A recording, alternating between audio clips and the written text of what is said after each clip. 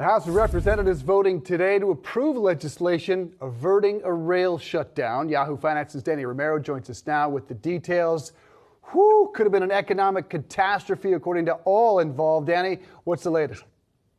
Well, Dave, this wasn't really much of a surprise, as it was expected by many industry experts. And just on background, it was expected also by some union representatives as well. But the timeline is really key here. Now that the House has passed the bill, it will then head off to the Senate. So if the Senate receives the bill tonight, then it would be up for consideration as early as Friday morning, which is December 2nd, unless all senators approve. Now, the bill needs at least 60 votes to move forward. But if the senators don't agree, then the bill would be up for consideration as early as next Monday and Tuesday.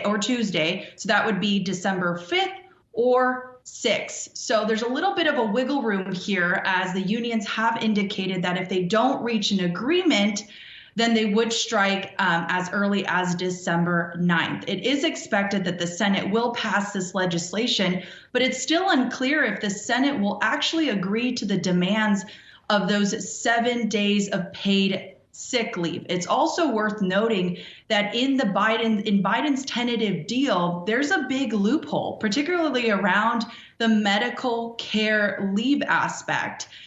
Days off for medical care must happen on Tuesday, Wednesday, or Thursday, and they are required to have a 30-day notice. The Association of the American Railroads, which represents the rail companies, said on Monday in a news release that the average freight rail employee receives 3 weeks of paid vacation and up to 14 days of personal leave. So with that in mind, rail workers would not really be able to strike legally if this legislation does pass. They could stage a walkout, but their employers could legally replace them. Dave? Dani, real quick, do we have any idea just how the Senate is going to proceed with this, whether it's going to be 2 separate votes like we saw in the House, or whether they could also potentially package these 2 bills together? Is that a possibility? I mean, essentially it could be a possibility, but again, it's still unclear really what could happen.